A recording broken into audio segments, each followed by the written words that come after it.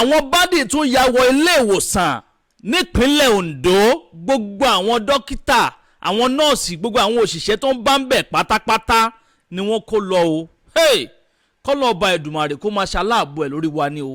Ìpínlẹ̀ Ondo, gómìnà Ayédátiwa, ẹ gbọ́ kí ni nǹkan tẹ̀ ń ṣe nípínlẹ̀ Ondo náà? Kí ló ṣe gbogbo àwọn ẹ̀ṣọ́ aláàbò tí ń bẹ nípínlẹ̀ Ondo? Àwọn ọlọ́pàá, àwọn local vigilante, àwọn NSCDC, àwọn ọmọ ológun nípínlẹ̀ Ondo, iṣẹ́ wo lẹ̀ ń ṣe gan pàtó tó wá jẹ́ pé ojoojúmọ́ ni wọ́n ń pa àwọn èèyàn nípakúpa nípínlẹ̀ Ondo? Ojoojúmọ́ ni wọ́n ń jí àwọn èèyàn gbé lélẹ̀ tó ti wá di pé àwọn bandit tún wọ inú ilé ìwòsàn lọ. Wọ́n ní government health care tí ń bẹ nílùú Àkúrẹ́ lágbègbè kan, Àkúrẹ́ North local government. Ibẹ̀ gangan ni àwọn bandit lọ lóru mọ́jú òní o. Kódà aago 2 ọ̀gànjọ́ òru òní ni wọ́n sọ pé wọ́n ya wọbẹ̀. Ẹ wá wo àwọn ọlọ́kùnrin bó ń ṣe sùn lọ sórí bẹ́ẹ̀dì. Gbogbo àwọn tí ń tọ́jú àwọn ọlọ́kùnrin pátápátá, àwọn bandit ti kó gbogbo wọn, wọ́n ti kó wọn wọnú igbó lọ. Ẹ bá ń ṣèyún lẹ́ni. Èkejì ẹ̀wẹ̀, àwọn ọmọ ológun wa bíi Mesan wọ́n ṣòfò dànù o. Bẹ́ẹ̀ ni wọ́n jọ́lọ́ nípè látàrí pé wọ́n ní dírẹ́fà tó wa ọkọ̀ wọn nípínlẹ̀ Borno lọ́hùn. Wọ́n ní dírẹ́fà yẹn ó ti mú kólóòsì yó ló bẹ̀ sí wà wàkúwà látàrí pé wọ́n sọ pé ọ̀kan nínú àwọn ọmọ ológun yẹn ìyàwó rẹ̀ bímọ ni wọ́n bẹ̀ sí ń fò fáyọ̀ ni wọ́n ń dunnú.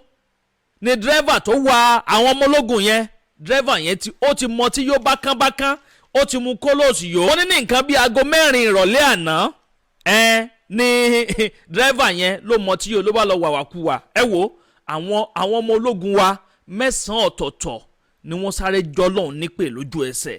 Eléyìí gbẹnu tán ó lékè ńkà, bẹ́ẹ̀ náà ló pakasọ. Wọ́n gbókù gbogbo wọn lọ sí military base wọn níbi tí wọ́n ti ń ṣàárò wọn lọ́wọ́, tí wọ́n ti ń kẹ́dùn lọ́wọ́ wípé àwọn ti pàdánù ọmọ ológun 9 ọ̀tọ̀ọ̀tọ̀. Ọ̀gangan àsìkò yẹn náà ni àwọn bandits ni wọ́n tún wá ń bù sí wọn o. Ẹ̀yin èèyàn, èèmọ̀ lukutu pẹ́bẹ̀ǹpẹ̀bẹ́. Àwọn ẹgbẹ́ afẹ̀míṣòfò Boko Haram àti ISWAP wọ́n ní wọ́n ṣe àkọlù tó ní agbára sí àwọn ọmọ ológun yẹn. Àmọ́ àkókò ìgbà táwọn ọmọ ológun yẹn wà ara ń kan wọ́n lọ́wọ́, ń gbóná lára wọn látàrí pé wọ́n ṣe pàdánù àwọn ọmọ ológun 9. Ẹ wo wọ́n dojúkọ àwọn afẹ̀míṣòfò yìí 38 ni wọ́n pàdánù nínú wọn. Ẹ wo líǹkì Telegram channel tí ń bẹ ní comment section yẹn. Ẹ wá wò kú àwọn afẹ̀míṣòfò yìí. Ẹ wò kú àwọn ISWAP bó ṣe lọ jàǹtì rẹ́rẹ́. Wọ́n tẹ́ gbogbo wọn kalẹ̀ rẹ́rẹ́rẹ́ báyìí nínú àgbàrá ẹ̀jẹ̀. Àní lórí ọ̀fẹ́ láti post àwọn picture àtàwọn fídíò yẹn sórí Facebook ń bì àbórí YouTube ń bì. Àmọ́ ẹ̀yin tẹ́ bá fẹ́ wo fídíò yẹn, ẹ lọ sí Telegram channel wa tàbí WhatsApp channel ń bẹ ní comment section fídíò yìí. Ẹ lọ síbẹ̀ báyìí, ẹ tẹ̀ sójú ẹ̀ yóò gbé yín lọ síbẹ̀. Ẹ̀yin tẹ́ ò bá láyà ẹ má lọ wò ó. Ẹ̀yin tẹ́ rùbá ń bà tẹ́ bá rẹ́jẹ̀ ẹ má lọ wò ó. Àmọ́ ẹ̀yin tẹ́ bá kájú ẹ̀ tẹ́lẹ̀ ṣàyàkókò ọ̀nà kí ẹ lọ tẹ líǹkì ẹ báyìí yóò gbé yín lọ síbẹ̀. Ẹ wò kú àwọn bandit yẹn, wọ́n fi ẹ̀mí ọ̀pọ̀lọpọ̀ wọ́n fi ṣòfò dànù. Ẹ̀yin èèyàn, mo bá yín gbé nǹkan dé lónìí, mo gbé wá ní lóní ràwájì gan àti lóní rẹ̀gẹ̀dẹ̀ fín. Ètò yín náà ni ètò kan tọ́lọ́run ọba mi yọ́nú sí. Ètò ǹjọ́ o ti gbọ́, ìwọ tó o bá gbọ́ nǹkan tí ń lọ́nu ayé, Ọlọ́run má jẹ́ kí yàn dòkú nígbà tí yàn sì wà láàyè. Ẹ wo, ẹ súnmọ́ bí ẹ bá ń wá nǹkan fìdílé tàbí kẹ́ fìdílé nǹkan kẹtún wá fetí gbéyàwó ọ̀rọ̀ kẹsì máa bá ń pín fọ́nrán káàkiri. Kò sí nǹkan méjì tẹ́ lè ṣe fún wa ju pé kẹ́ bá like fídíò yìí kẹ́dẹ̀ máa share káàkiri. Ẹ máa share sí gbogbo platforms yín, bóyá WhatsApp ni o, Facebook groups ni o, orí page yín ni o, anywhere tẹ́ bá ti mọ̀ pé ìròyìn yóò ti kàn àwọn èèyàn lára, ẹ máa bá a pín káàkiri kó lè tètè kan ọ̀pọ̀lọpọ̀ àwọn èèyàn lára. Ẹ sì máa bá a comment kẹ́ máa like. Bẹ́ẹ̀ ni láì gbà yín lákòókò, ẹja sáré kan sínú agbami ètò yìí kẹ́ wá gbọ́ kùnkùndùn àwọn lè tí mo bá yín gbé wá lónìí. Ìkànnì Àdàbà tẹlifíṣàn ni wọ́n ń pè bí o, níbi tá tí mo wá fún yín àwọn ìròyìn yàjó ìròyìn ajá àbálẹ̀ lọ́dọ̀ tí wọ́n ń bì náà lẹ́tì láǹfààní láti máa gbọ́. Ibo ni kí n ti kọ́kọ́ mú ná. Ẹ wo, ẹ jẹ́ mú lé agbọn àwọn ọmọ ológun tí wọ́n sọ pé wọ́n ti mú kólóòsì yó, tí gbogbo ojú ti lẹ́rìí, ojú ń kọ mọ̀nàmọ̀nà. Wọ́n ní àwọn Yorùbá bọ̀ wọ́n ní iṣẹ́ ò kí ń pa ni, ayọ̀ ní ń pànìyàn. Torí pé ẹnìkan bímọ láàrin àwọn ọmọ ológun tí wọ́n ń fò fáyọ̀, inú wọn dùn.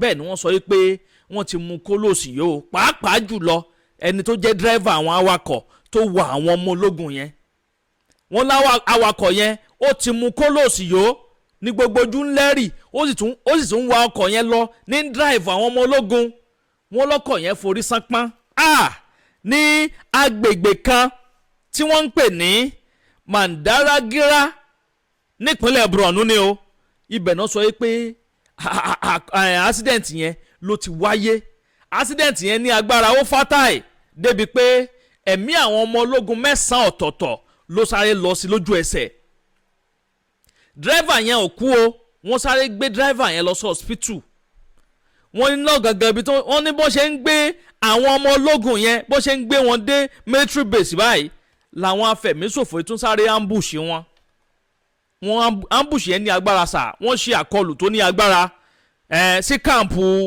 àwọn báńdíìtì ẹ wá wo etú táwọn ológun andikai wọ́n pe etú tó ní agbára bẹ́ẹ̀ ni wọ́n pa etú tó ní agbára wọ́n fi ẹ̀mí ọ̀pọ̀lọpọ̀ àwọn ISWAP yìí wọ́n fi ẹ̀mí wọn ṣòfò dànù wọ́n ṣe àkọlù yẹn torí pé kí ni ẹ̀rẹ́ ni wọ́n wà àwọn tó ṣẹ̀ṣẹ̀ lùsù mẹ́sàn-án àwọn ọmọ ológun tó ẹgbẹ́ wọn ṣe ń kẹ́dùn wọn lọ́wọ́ tára ń ta wọn lọ́wọ́ ara ń kan wọn lọ́wọ́ àkókò gbà yẹn gangan làwọn ọmọ ológun làwọn afẹ̀míṣòfò yìí ni wọ́n ṣe àkọlù sí wọn tẹ́ bá sì wò kò kí ń ṣe ìgbà àkọ́kọ́ lélẹ́yìí kò kí ń ṣe ìgbà kejì táwọn afẹ̀míṣòfò yóò máa ṣe àkọlù sí military base wa pàápàá jùlọ nípínlẹ̀ Borno ẹ wò eléyìí tí wọ́n ṣe lánàá òde yìí ó gbẹnu tán ó lékenkà bẹ́ẹ̀ náà ló pakasọ èèyàn yẹn bá ń pín kínní káàkiri lógúnlógún lọ́gbọ̀nlọ́gbọ̀n ẹ máa pín ẹ máa bo síàsíà ẹ máa pín kó lọ fàáfàá ẹ̀yin tẹ́ bá fẹ́ wo gba àwọn fútéjìsì ẹ̀jẹ̀ yẹn bó ṣe pa àwọn afẹ̀míṣòfò 38 náà panu wọn fídíò yẹn ń bẹ nínú link tí ń bẹ ní comment section wa lórí Telegram channel wa àti WhatsApp channel wa ń bẹ ń bẹ ẹ ti lọ síbẹ̀ báyìí kẹta ẹ lọ wo àwọn fídíò yẹn fẹ́yìn tẹ́ bá láyà tẹ́ bá lè wò ẹ wò àwọn òkú bíi 8 ọ̀tọ̀ọ̀tọ̀ ni wọ́n ti pile up papọ̀ kí wá wá dúró àwọn weapon táwọn ọmọ ológun wa tí wọ́n gbà lọ́wọ́ àwọn afẹ̀míṣòfò yẹn lẹ́yìn ìgbà tí wọ́n ti pa wọ́n tán fídíò yẹn lẹ́ ń wò yìí wọ́n waste life wọn ìkanra lára àwọn ọmọ ológun tí wọ́n ti lose yẹn wọ́n fi pa wọ́n waste tí wọ́n dànù àwọn ọmọ ológun wọn ń gbìyànjú lẹ́nujọ́ mẹ́ta yìí tẹ́ bá rí a lot of àwọn bandits wọ́n ti padànù tí wọ́n ti waste life wọn lẹ́nujọ́ mẹ́ta ó yẹ ká máa gbóṣùbà káre fún àwọn ọmọ ológun yìí ẹ wo ọ̀pọ̀lọpọ̀ àwọn ohun ìjà ogun lónírúurú ni wọ́n gbà lọ́wọ́ wọn o bẹ́ẹ̀ ni AK-47 rifles 7 ọ̀tọ̀ọ̀tọ̀ òun lẹ́ ń wo nu fọ́nrán yẹn ni wọ́n gbà lọ́wọ́ àwọn afẹ̀míṣòfò yìí bẹ́ẹ̀ sì ni 8 magazine 4 RPG bomb gbogbo àwọn irinṣẹ́ tó máa fi ń já plane bọ́ jáwọ́ gbọ́ yẹn lójú òfurufú òun lẹ́ ń wo nu fídíò yẹn gbogbo ẹ̀ pátápátá tí ń lọ sí bíi 4 ọ̀tọ̀ọ̀tọ̀ ni wọ́n gbà lọ́wọ́ àwọn afẹ̀míṣòfò yìí wọ́n ní assorted ammunition ọ̀pọ̀lọpọ̀ àwọn ammunition lónírúurú gbogbo àwọn aráàlú yẹn wọ́n fọ́n jáde ni wọ́n bẹ̀rẹ̀ sí ń jubilate tínú wọn ń dùn wípé àwọn ọmọ ológun wa ti fẹ̀mí àwọn ẹgbẹ́ afẹ̀míṣòfò ISWAP wọ́n ti fẹ̀mí wọn ṣòfò dànù wọ́n ti 38 ni wọ́n pa nínú wọn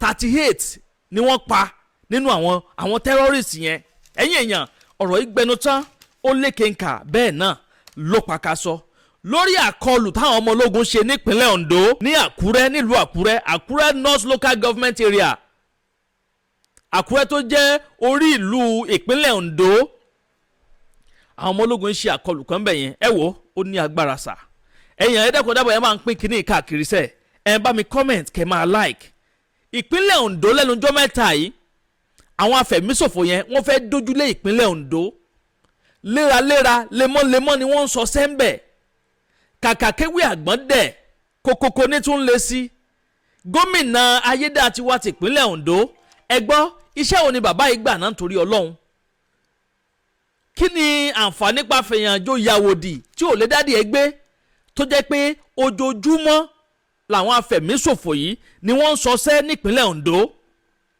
kí ni ìgbésẹ̀ tí gómìnà yìí ń gbé lórí ọ̀rọ̀ yìí ẹ̀yin èèyàn ọ̀rọ̀ yìí gbẹnu tán o tó bá fi lé débi wípé àwọn afẹ̀míṣòfò ti ń wọ inú ilé ìwòsàn lọ tí wọ́n ti lọ ambush ilé ìwòsàn tí wọ́n ti ń kidnap àwọn èèyàn nínú ilé ìwòsàn ọ̀pọ̀lọpọ̀ àwọn ohun èlò nínú ilé ìwòsàn yẹn ni wọ́n kó lọ yàtọ̀ sí pé gbogbo àwọn òṣìṣẹ́ tí ń bẹ ń bẹ̀ wọ́n kó bíi 6 lọ nínú wọn.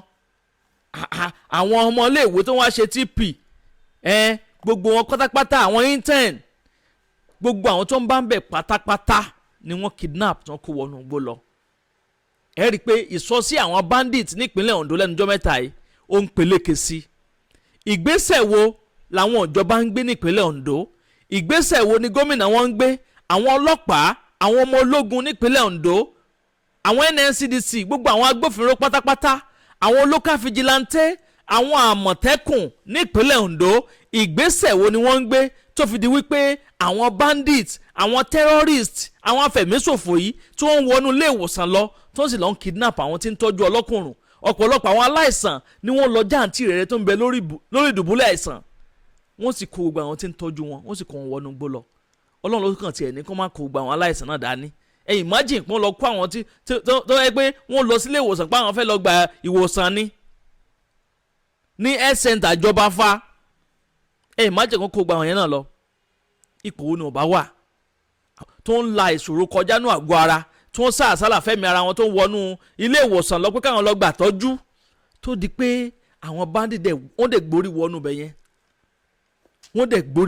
yẹn. Ẹ wo àwọn ìwé ìròyìn Punch, àwọn náà gbé ọ̀pọ̀lọpọ̀ àwọn ìwé ìròyìn lọ́lọ́kan òjọ̀kan ni wọ́n ti gbé wípé àwọn afẹ̀míṣòfò wọ́n tún yabo ilé ìwòsàn. Ẹ máa gbọ́ o, wọ́n ní one of the patients at the health center said the attackers arrived in a bus, forcefully entered the facility and took away the victims, including some of the interns, to an unknown destination. Ibi tí wọ́n mọ̀ ní. They carry them go where they don't know, they no sabi. As of the time of filing this report, Security Authority in Ondo State has yet to issue an official statement on the incident, while effort to obtain confirmation from the police probe abortive. Wọ́n láwọn agbófinró ò tí sọ̀rọ̀ kankan lórí ọ̀rọ̀ yìí, àmọ́ àkọlù yẹn ní agbára. Ẹ̀yin èèyàn bó lẹ ṣe rí lè sí, ẹ jẹ́ darapọ̀ ní abala àríwúsí, kẹ́ bá mi comment, kẹ́ máa like, bẹ́ẹ̀ sì ni kẹ́ bá mi pín fọ́nrán ìkáàkiri lógúnlógún lọ́gbọ̀nlọ́gbọ̀n. Ẹ máa bó ṣíàṣì, ẹ máa bó kárakára, bẹ́ẹ̀ náà ni kẹ́ bá mi bó káàkiri tààràtààrà kó ba lè tètè kan ọ̀pọ̀lọpọ̀ àwọn èèyàn lára. Ní rí jù báyìí lọ lórí ilé tí a mú wá fún yín sáà yìí. Bó bá tún ṣe lọ lórí ọ̀rọ̀ yìí, gbogbo ẹ̀ pátápátá náà lẹ́ láǹfààní láti máa gbọ́ lórí ìkànnì Àdàbà tẹlifíṣàn. Àdàbà ọ̀nà ní àsùngbẹ́, iná ń jó, ẹ̀yẹlé gbéra ńlẹ̀. Àdàbà àtúntì fòfẹ̀rẹ̀, àwọ̀lú sọ̀lúdẹ̀rọ̀ pẹ̀sẹ̀. Agbe ní gbére pàdé olókun, àdùkò ní gbére pàdé ọlọ́sà, òdìdẹrẹ́ ní gbére pàdé wọn lóde ìwò. Fún ìwọ ọmọkùnrin tí nǹkan rẹ̀ ò ṣe déédéé, ìwọ ọmọkùnrin tí ṣàyàwó rẹ̀ ó ṣẹ̀ṣẹ̀ mọ gbọ́ jìgìjìgì lára lójú lọ mú kára rẹ̀ ó tó le, ìwọ ọmọkùnrin tó ń retí ọmọ bíbí, ìwọ ọmọkùnrin tó fẹ́ ṣe nǹkan tó dáa láyé pẹ̀lú aya rẹ̀ tí ìfàyàlòyà tí ó fi di nǹkan tó dáa, ìwọ tásítọ̀ rẹ̀ ń sàn tí ò kí tó láti dọmọ, ìwọ ọkùnrin tára rẹ̀ ò le, ìwọ ọkùnrin ṣẹ̀ẹ̀kan dìde, ìwọ ọkùnrin tátàn rẹ̀ ò dúró déédéé, ìwọ ọkùnrin tó ń retí ọmọ, ìwọ ọkùnrin tó ṣẹ̀ṣẹ̀ ṣègbéyàwó. Ọgbọ́ Capable Herbal Energy Capsule ló nílò fún gbogbo àìṣedéédé ara rẹ̀ kó o lè jẹ́rìí sọmọ bíbí àti nǹkan tó dáa láti ṣe.